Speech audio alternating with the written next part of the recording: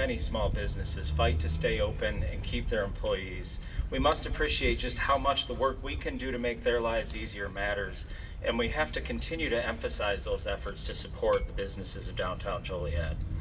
Recent experience has taught us that delayed maintenance on critical infrastructure runs the risk of costing our area investment in new businesses, new jobs, and new tax dollars.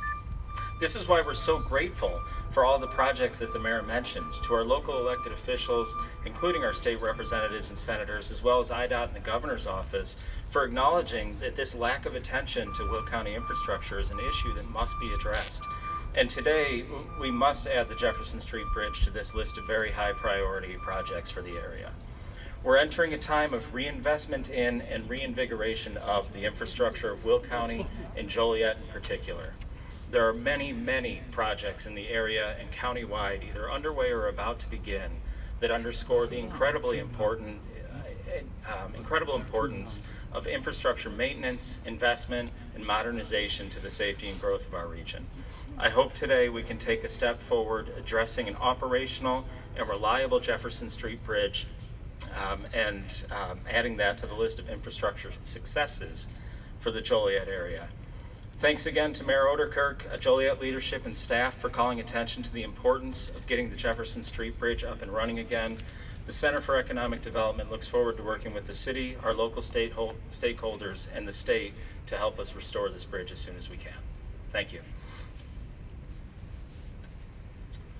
Thank you, Doug. I would now call Mike Paone, Mike Paone, who's the Vice President, Governmental Affairs for the Joliet Regent Chamber of Commerce. Mike?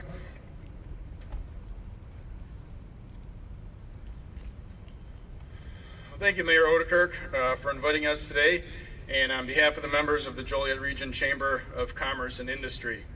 The situation with the Jefferson Street Bridge that we are here to talk about not only impacts our membership that are located downtown, but all of our members, their employees, and their customers that need to travel back and forth from the east side to the west side and vice versa.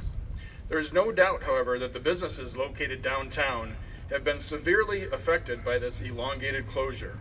We understand that the bridges are old and require special production in order to replace parts.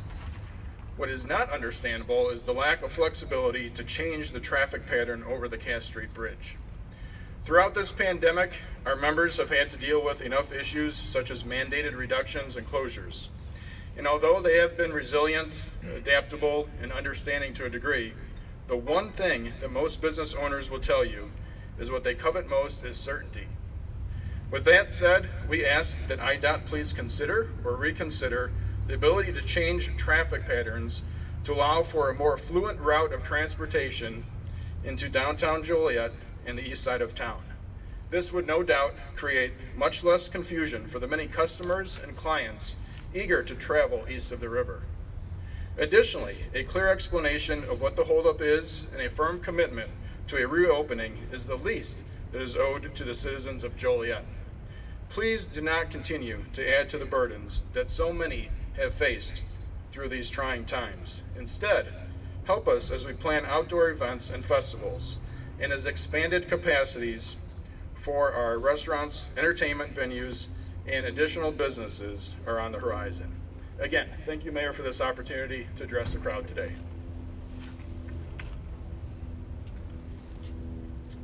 Thank you, Mike. I will now next call Megan Millen, who's the chair for the Joliet City Center Partnership. Megan?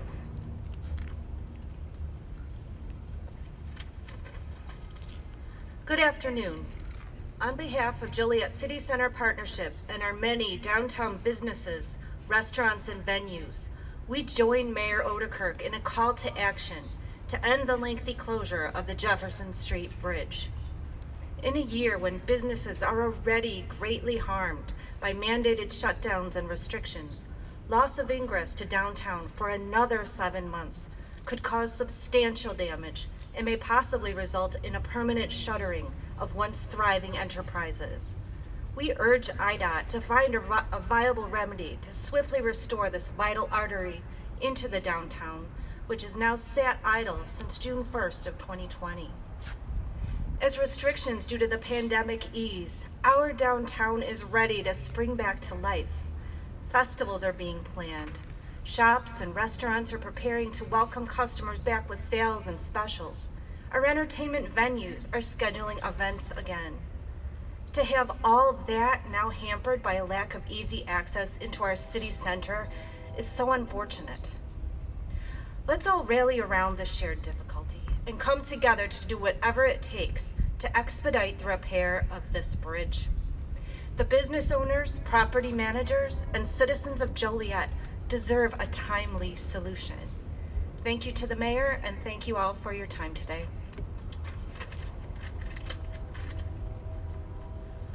Thank you, Megan.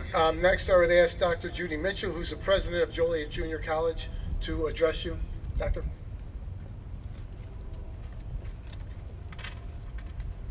Thank you, Mayor Oderkirk, for the opportunity to be here with you today. I'm Judy Mitchell, the president of Joliet Junior College. I am thrilled that so many of our downtown partners and organizations have come together to do what the city does best, demonstrate our civic pride. We are fiercely proud of our heritage, which began where we are standing right now, downtown Joliet. As the nation's first public community college, Joliet Junior College was established in 1901, just 3 blocks away. With our new City Center campus constructed on Chicago Street around 5 years ago, I think it's safe to say JJC is truly committed to the city and its downtown area. A critical component of our mission is to ensure access and equity to education for all. There are many barriers to a degree for students. Getting to our City Center campus shouldn't be one of them. We are all here to do our part and share publicly the commitment we have to this city and its residents. I am here today to recognize the importance of access, not just in our institutional mission, but the access to opportunities and connection that the Jefferson Street Bridge provides. Thank you all so much. Thank you, Mayor Oderkirk. Thank you, Doctor. Next would be Valerie Devine, who's the executive director for the Rialto Square Theater. Valerie?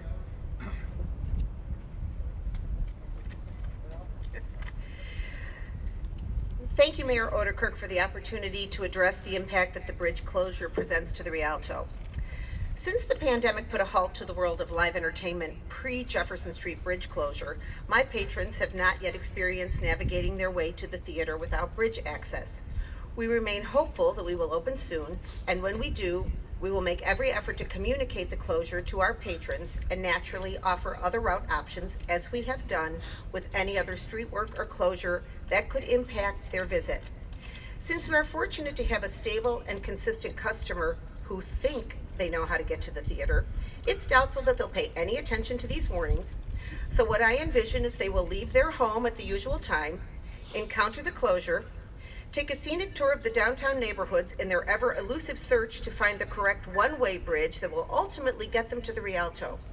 They will arrive late, crabby, and assuming, like they always do, this is all my fault. Please understand that when I say my fault, I mean Joliet. We as people like to blame, and it will be assumed, our bridge, our fault. It's not working, and it's inconvenienced them. The frustration will spill over into criticism of city, the way it's run. You all know the drill. And in this case, the reason the mayor is trying to intervene to circumvent these criticisms. We work hard to ensure that visitors to the Rialto and the city of Joliet have a positive and memorable experience, and this issue will certainly make that goal a bit more challenging. In the perfect world, the bridge would have been fixed months ago, and or IDOT would have realized not only the crippling impact this closure has on the residents and businesses, but on people new to the community, and granted us the request to reconfigure other bridge traffic. But if 2020 has taught us anything, it's that the perfect world is not to be anytime soon. Thank you. Thank you. Next, I would invite John Wilson, who's the Vice President, Sales and Marketing for the Joliet Slammers, to step forward. John?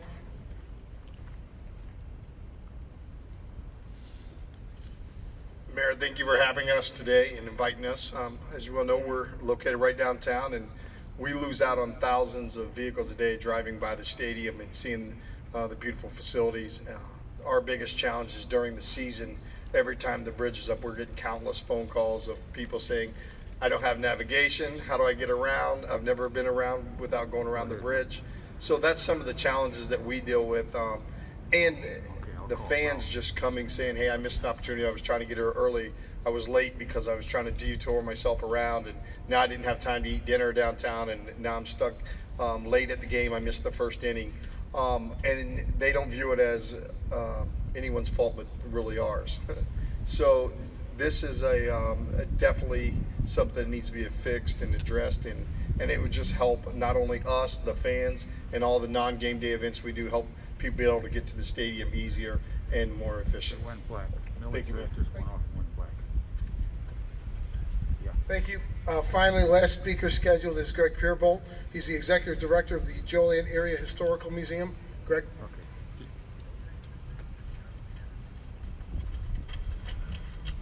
Good afternoon, Mayor Odekirk. I appreciate the opportunity to speak today. My name is Greg Pierbolt. I am the Executive Director of the Joliet Area Historical Museum and the Old Joliet Prison Historic Site. In Joliet, most of the time, some of the time, we love our bridges because they are an important part of our historic character and they're a hallmark of the industrial heritage that defines our region. However, sometimes that relationship moves from in love to it's complicated. I actually have a personal experience involving a relationship with the bridges. My wife and her bridal party, this is a true story, were late to our wedding at St. Joe's Church because they were caught by the bridges. At least that's the story she told me. But in all seriousness, this is far beyond an everyday annoyance or a simple traffic problem or even an issue that affects businesses, as our speakers today have attested. The ongoing dysfunction of the bridges underwrites and exacerbates very real and serious perceptions of downtown Joliet as an area that is off limits, uninviting, unwelcoming, to bring back that term, complicated. Worse still, it recalls the historically underserved areas adjacent to our downtown, Joliet's South and East Side neighborhoods, who already feel they are not connected in a variety of ways to other areas of the city. Bridges are often used as metaphors to talk about the need for connectivity and consensus, and that burning our bridges, not having that connectedness, is a bad thing. In the city of Joliet, bridges are far more powerful than a metaphor. They are a physical, actual reminder of that historic disparity. As an organization concerned with the proud blue-collar history and industrial grit of our city that these bridges so beautifully represent, we are also concerned with creating a positive and equitable future for all of our citizens, and we feel that the solution is found, like other issues affecting our community, in cooperation and collaboration with all partners involved. With the Old Joliet Prison Project, our organization has seen firsthand the powerful results of building a positive coalition of partners to solve problems, and we are happy to play a part in these efforts today.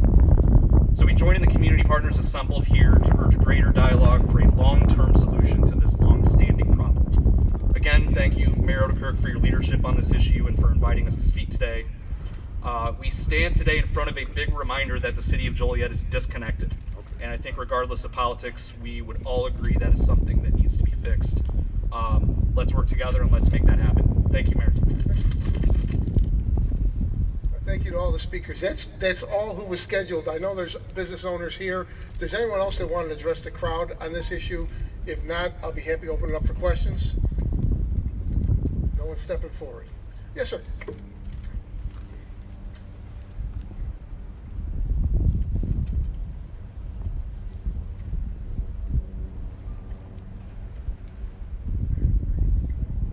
Good afternoon, everyone. I'm Norris Hamilton, Senior Vice President and General Manager for Harris and Joliet. I'm probably one of the newest residents to this area. I've only been here a year and a half. And right outside of my window of my office, I get to watch the Cass Street Bridge. And so over the last week and a half, I've seen that bridge get stuck 3-4 times and traffic back up on that side.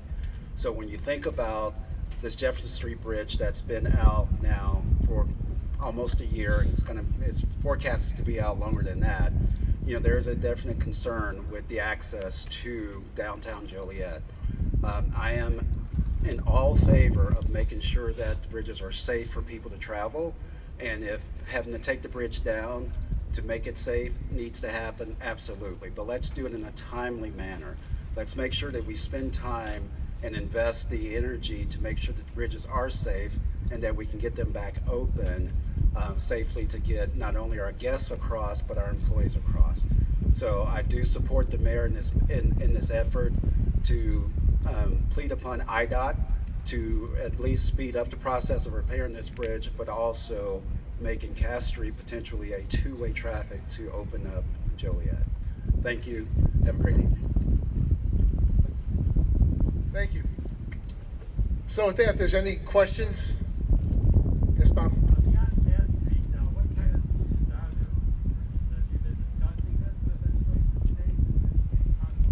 The question is beyond Cass Street. No, I haven't had a specific conversation with anyone from the state, but I think at this point we're looking at the reality of a 100-year-old bridge that is going to continue to break. So I think ultimately, at least some of these bridges in downtown Joliet are going to need to be fixed. I do know that in the past the city had looked at a permanent structure. I believe the only area in downtown where the grade would support that would be the Ruby Street Bridge. I don't know of any specific conversation in Springfield or in Schaumburg about doing that. But again, we've been here before, and I think the point is we're looking for a temporary solution, but then also permanent answers moving forward. And I think that's why you saw the community come together the way it has today. Well, what kind of permanent answers? Because we've run this all the time. How do we get out of this cycle? The permanent answer, I think there's probably a couple, but the two obvious would be to build a permanent structure or to replace bridges that are 100 years old that continue to break. Yes? I don't have a question. If I'd like to comment. Sure, about step that. forward. Okay.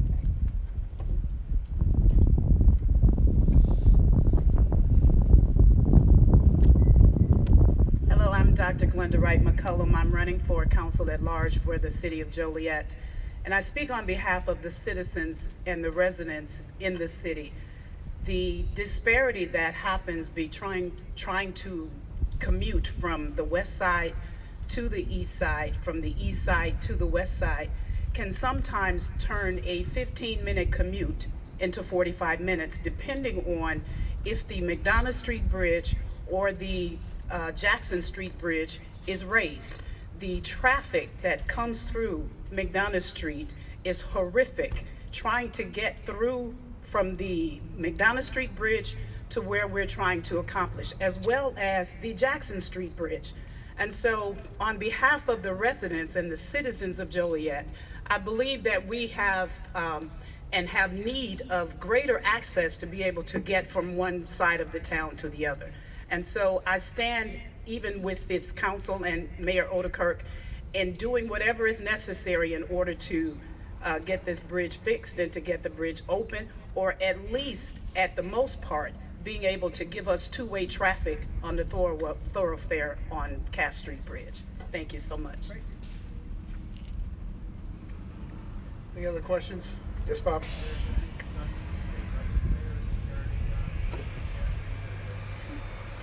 Yeah, the question was there any conversation with state legislators? I know Mr. Caparelli has reached out.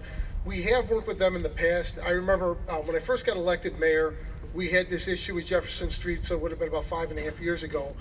And myself and Senator McGuire and I believe Representative Walsh all spoke with IDOT, but the answer was no, about opening up Cass Street to a two-way thoroughfare.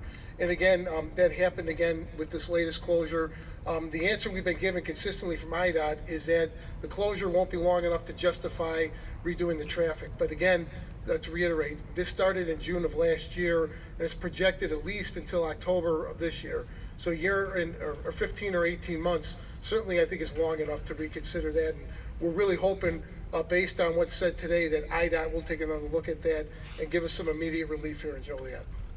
And also, is this the most traveled bridge of the bridges downtown under normal circumstances?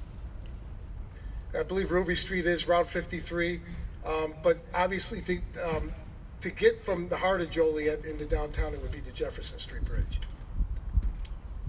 Mayor, after today's event, do you like the chances that something positive is going to happen for Joliet? Yeah, I do. You know, it has to be said that, and it was said earlier, Governor Pritzker has really made a commitment to Joliet when he talked about the bill that he passed, the capital bill. There's over $1 billion in road projects that have been coming to Joliet, and even more for Will County. So I think our area has been overlooked for many, many years. I don't think Governor Pritzker is going to do that. And certainly, this is a major issue. It was not addressed in the capital bill or the capital project, but it needs to be, and I think we're seeing why. If you hear from all the different speakers about the impact that this bridge going out has on downtown Joliet and on the east side and east side residents.